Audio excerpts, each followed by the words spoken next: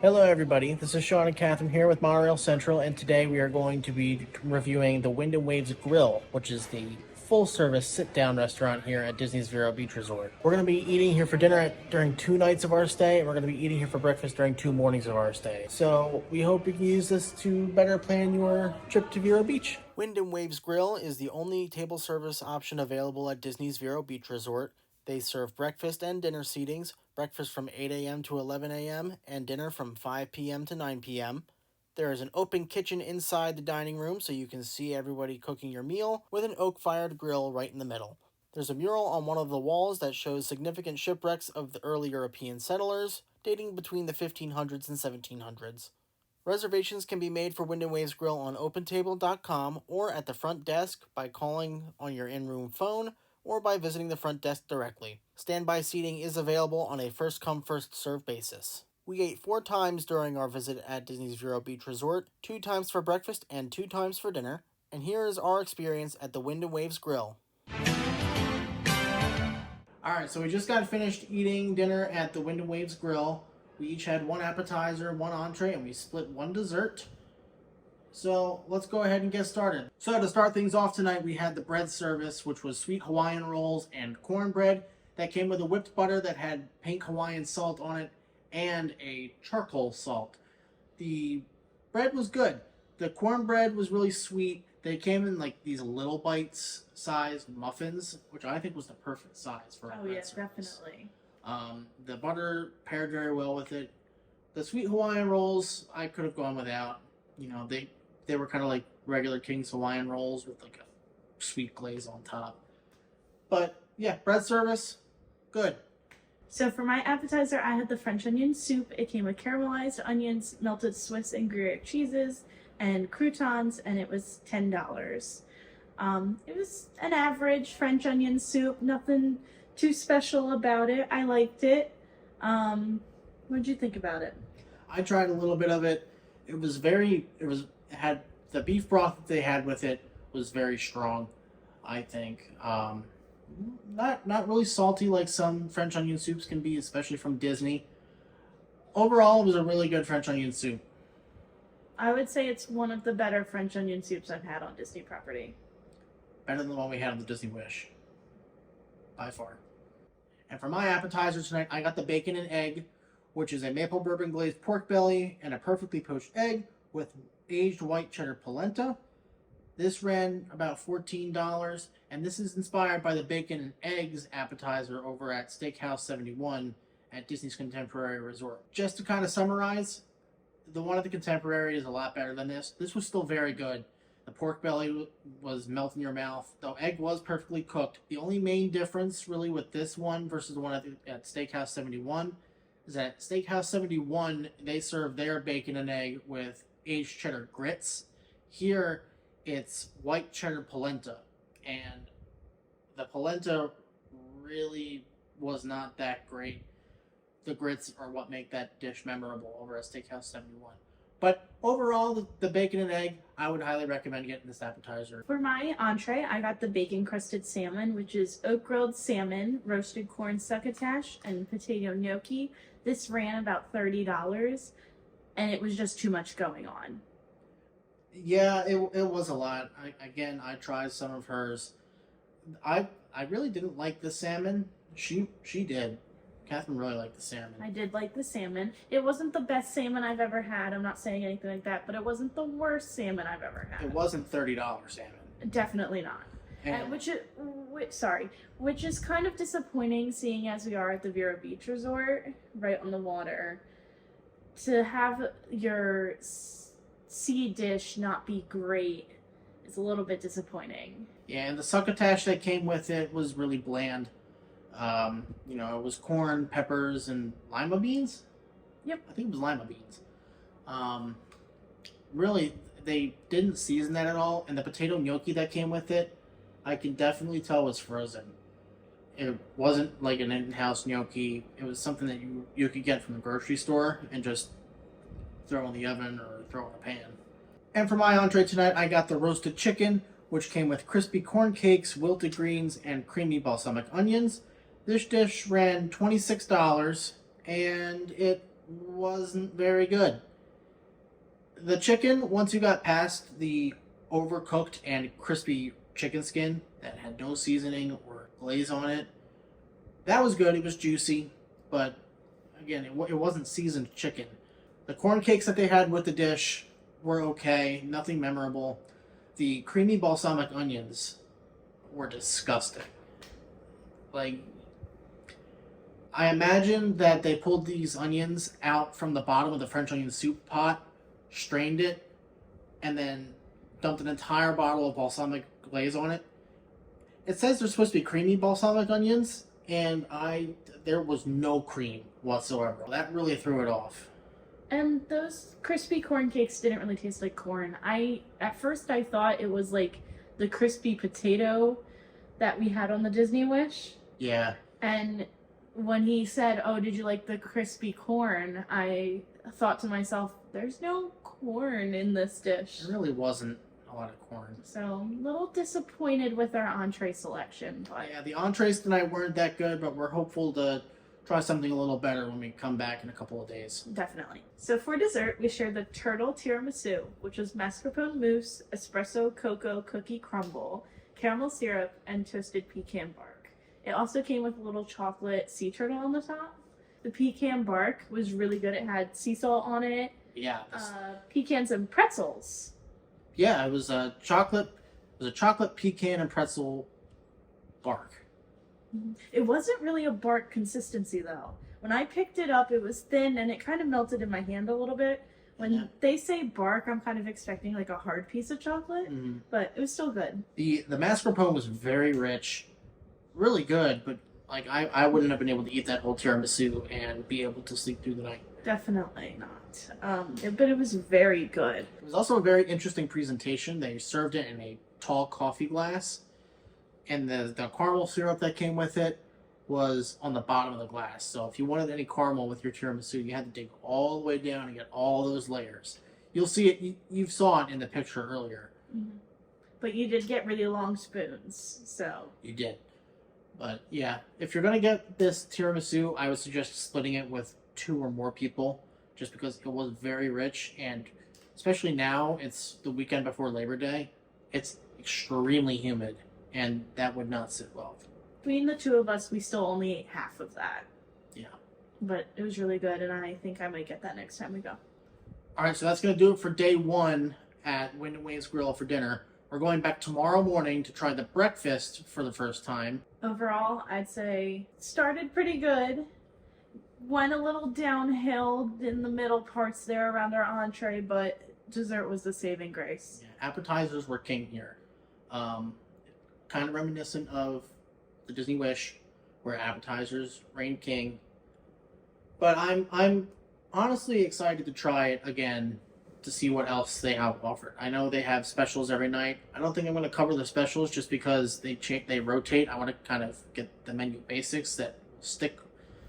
I know they have flatbread appetizers every night and a different butcher's cut, but we'll see. Good morning. Good morning. It is day 1 of breakfast at Wind and Waves Grill. We got 2 items for you, and here's our review. So for my breakfast today, I got the biscuit sandwich duo, which was a chicken biscuit with cheddar and sausage gravy and a bacon, egg, and cheese biscuit. Served with your choice of grits, home fries, or fruit. I decided to have home fries, and that comes in at $11. So this was really good. I did like the bacon, egg, and cheese biscuit better than the chicken biscuit with cheddar and sausage gravy.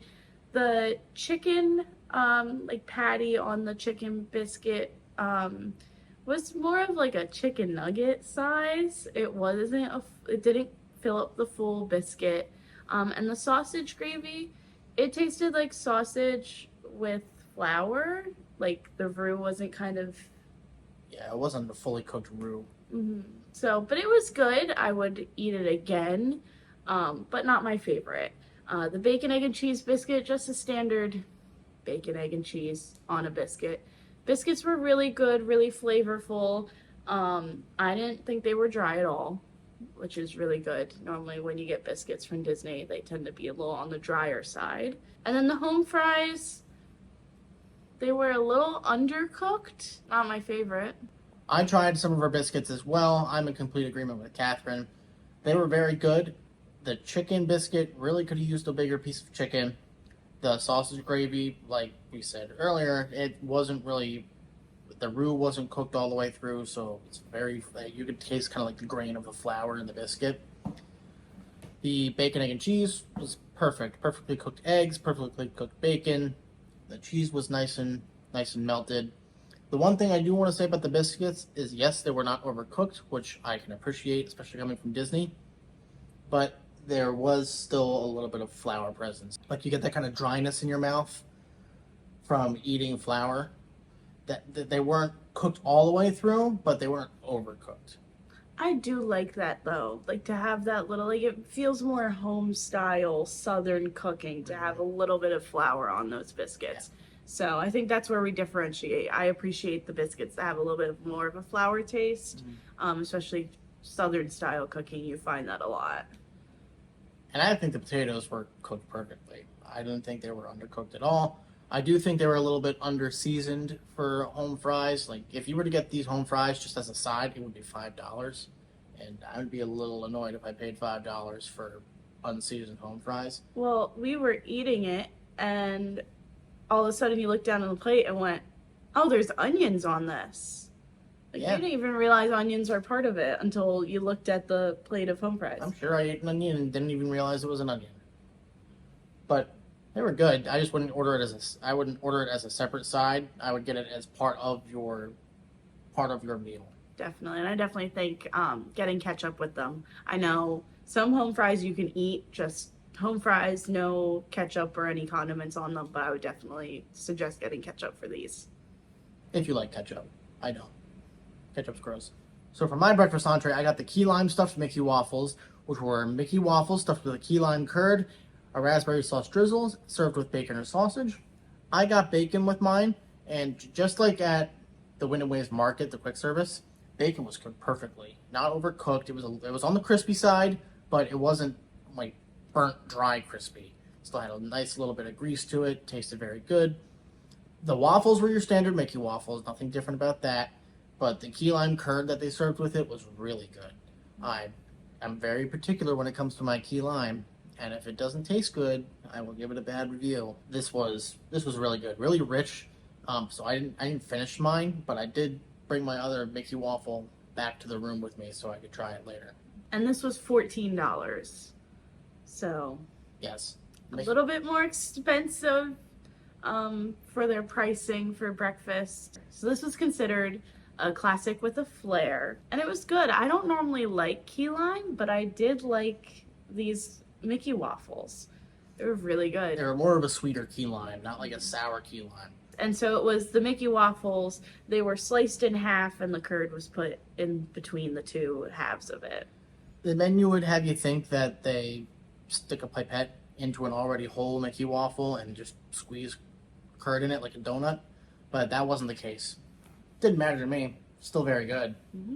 But yeah, I would definitely recommend the key lime Mickey waffles. This is a staple of Disney's Vero Beach Resort. You can only get them here.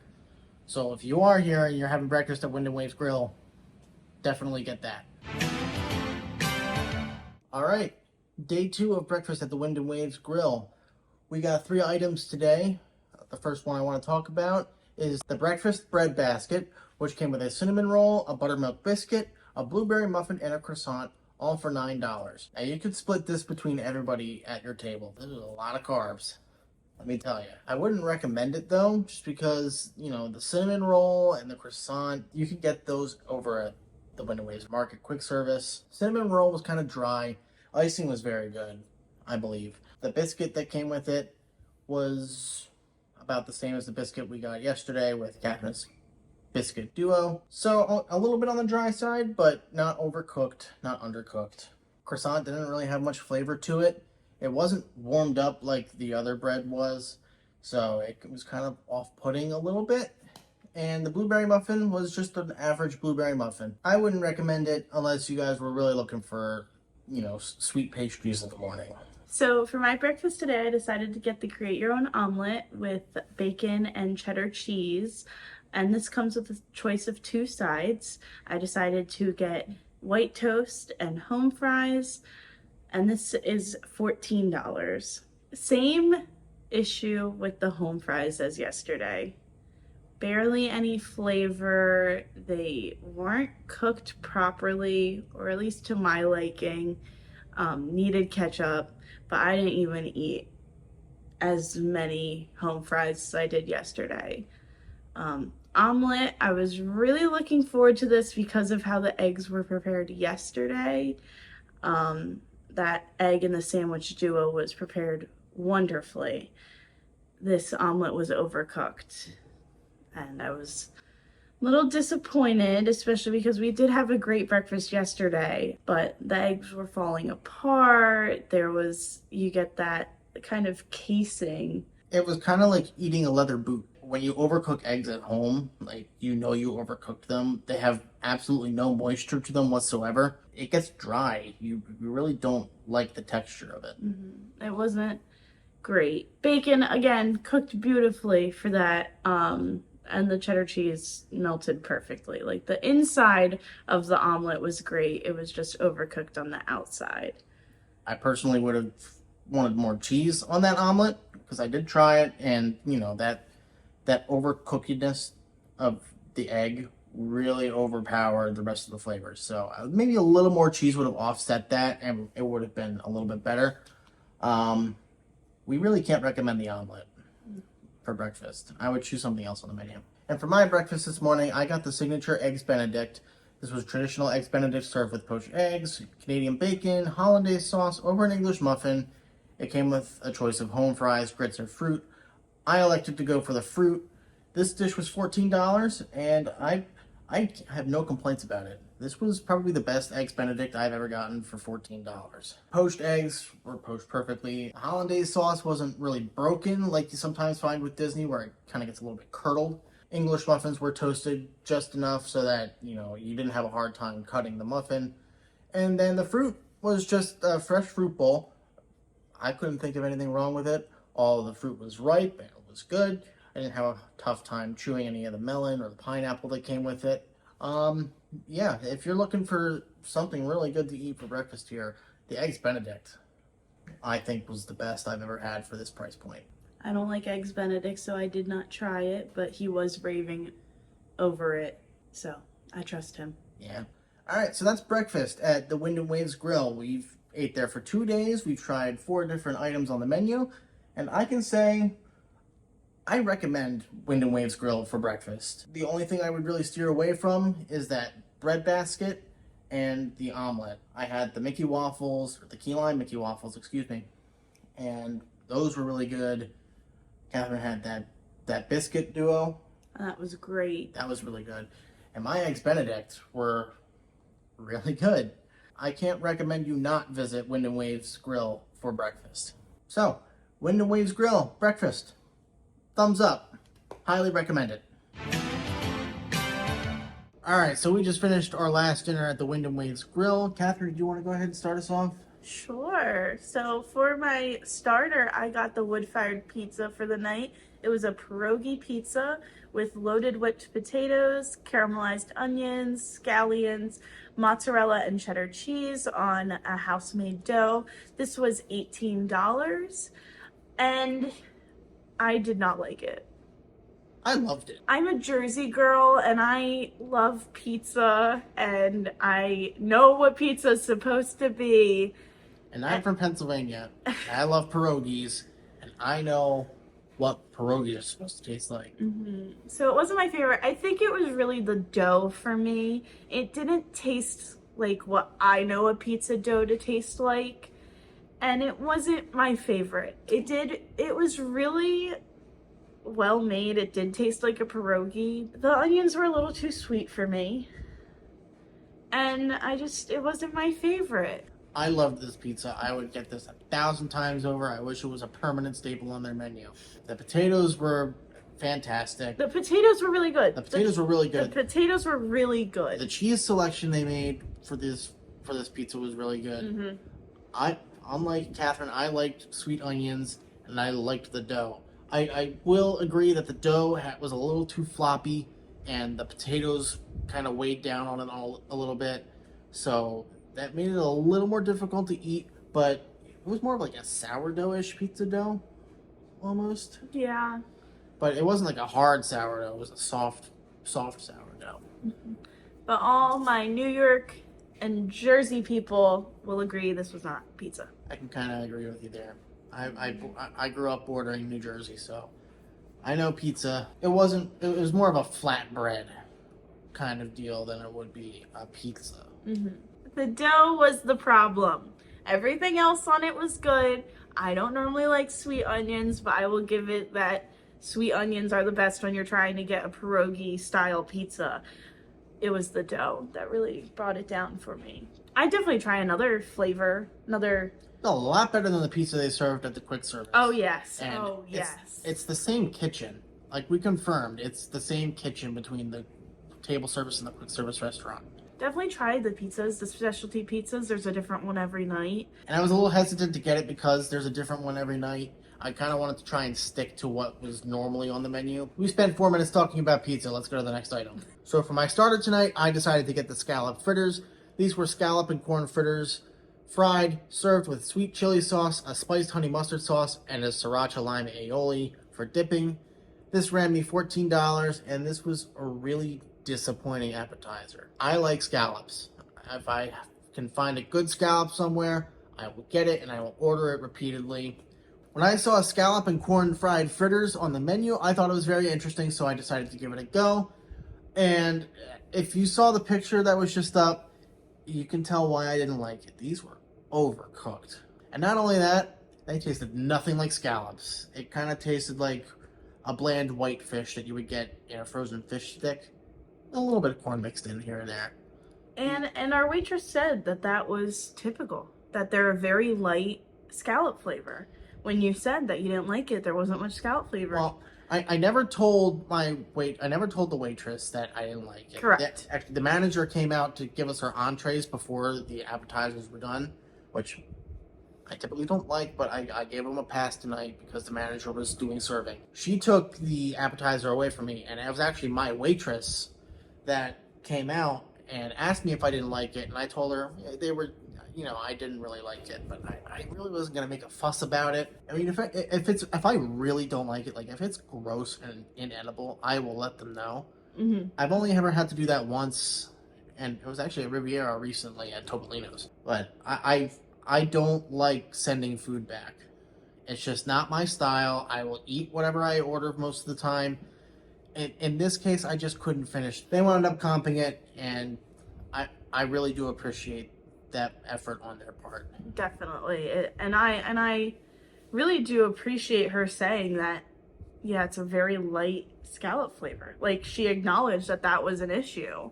Sometimes they say, oh, we're very sorry, and they don't really take any notes on it. Mm-hmm. But it was refreshing to see that they've acknowledged that they've gotten this complaint. Maybe they've gotten the complaint earlier in the night, but that makes me hopeful that at least they'll see that feedback and improve. The sauces that came with it, let me tell you, they were gross.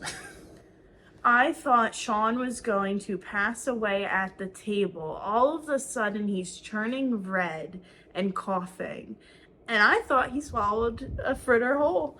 It's just too spicy. So one of these dipping sauces was the spiced honey mustard, and I completely just expected this to be like regular honey mustard with maybe a few extra seasonings in it. No, this tasted like straight up wasabi and horseradish. It was hot. I was not expecting it at all. Absolutely no honey mustard taste whatsoever. If you took one of these little fritter balls and scooped up a whole thing of wasabi, it's like that scene from Cars 2 with Mater and the wasabi. The sriracha lime aioli that came with it was okay, and the sweet chili sauce that came with it kind of tasted like it came out of a jar. It wasn't remarkable. Don't get this at all. Don't. Like, if you see this on the menu, run. Get the French onion soup. Yeah, get the French onion soup. That was good the first night. Mm-hmm.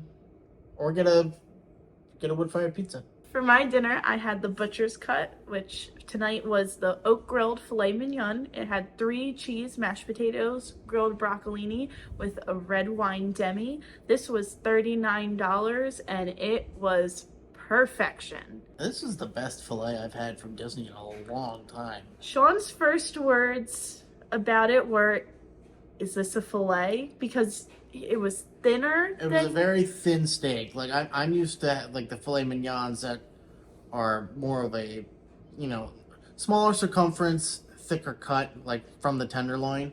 Mm-hmm. But this was a perfectly cooked medium rare. Perfectly cooked. Like the center part, I don't normally like rare. Sean kind of turned me on to the whole medium rare, getting your steaks medium rare. The center part was actually rare.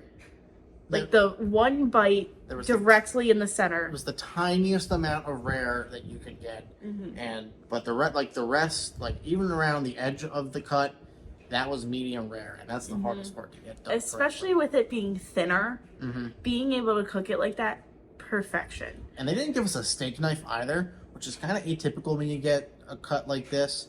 So you really didn't need it. You could pull it apart. Like, not even cut it with a fork.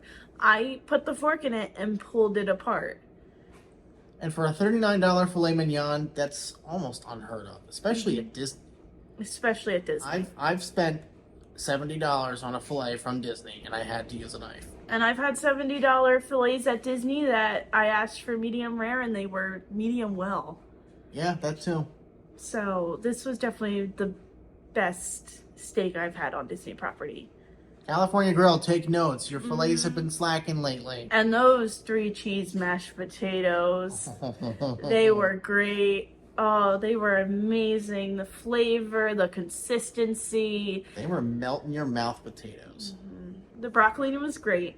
It's haunted us since the Disney Wish, but it was a good side. I liked it better here than on the Disney Wish. On the Disney Wish, it felt like just the weird cousin that wouldn't stop following you around.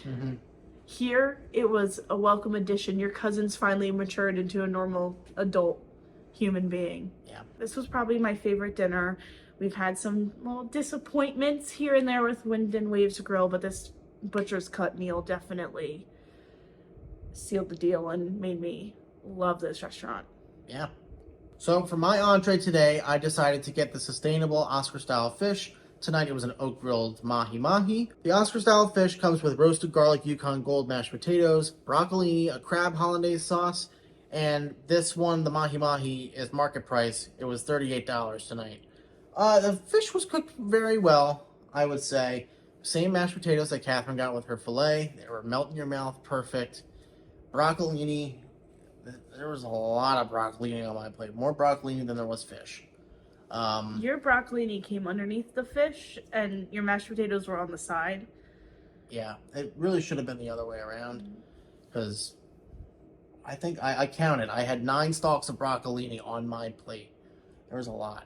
The only gripe I really had with this dish was the crab hollandaise, and it was because the hollandaise sauce on the fish broke apart.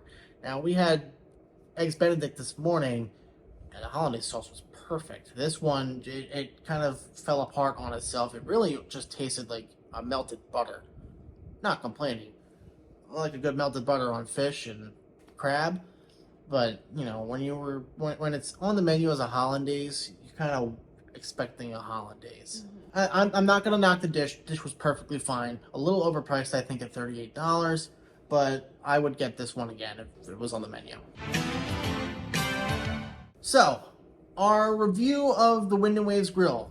We went for 2 dinners and for 2 breakfasts. We're going to start off with breakfast. Overall, I think the breakfast was really good. I would 100% book this for breakfast again. Those key lime Mickey waffles that we had and the eggs benedict that I had this morning, fantastic. They were great. That biscuit sandwich duo, amazing. Definitely some notes on that chicken nugget sized piece of chicken. But an excellent choice. Excellent choice. The only downside with breakfast really was that omelet that Catherine had, and that was overcooked. It could have been just the one-off thing, because the eggs during the rest of our trip were fantastic, But yeah, that was really the only complaint we had with breakfast. Absolutely. And now for dinner at Wind and Waves Grill. There are a few good items. There are good things. There are great things on the menu. There are bad things on the menu. Yeah, you really got to be careful with what you order on the dinner menu here, because they have some real hits. Mm-hmm. That wood-fired pizza, the French onion soup, and the bacon and egg was good. Just don't eat the polenta that comes with it. The butcher's cut. The butcher's cut. Excellent. It is a little disappointing that like our seafood dishes were lacking, given that we're immediately across from the beach. We are 200 feet from the ocean. You can hear the waves when we go to sleep at night. Even with the doors shut, you can hear the waves. Mm-hmm. You can walk right onto the beach in less than a minute. It's very disappointing that these seafood dishes are the ones that are lacking. Yeah. Your mahi, pretty good. The mahi was good. I know it didn't come from the Atlantic Ocean, but Mm-hmm. it was still good. But definitely a little disappointing to see those seafood dishes lacking. So, overall, breakfast, good. Definitely book it for breakfast. For dinner, proceed with caution. Maybe book it for one night, see how you like it. But if you're going to be staying here long term, most of the villas here, if you're in a 1-bedroom or 2-bedroom, or if you're in one of the cottages, they have full-size kitchens. You can make food in your room. I would also say, if you're coming here, it's not like at Disney World, where you're going to be on property and you're going to stay on property. Mm-hmm. You most likely have your car here. There are plenty of restaurants around here. Vero Beach and Wabasso. There's so many places to go. Book it for one breakfast, one dinner, but explore your options. I'm sure there's a good seafood place around here. And support a local small restaurant too. There's plenty of them down here. Mm-hmm. And even if, you don't feel like leaving property for the night, the Wind and Waves Market, the quick service, they have rotating dinner specials every night. And the ones that we had, I liked the meatloaf that we had the one time.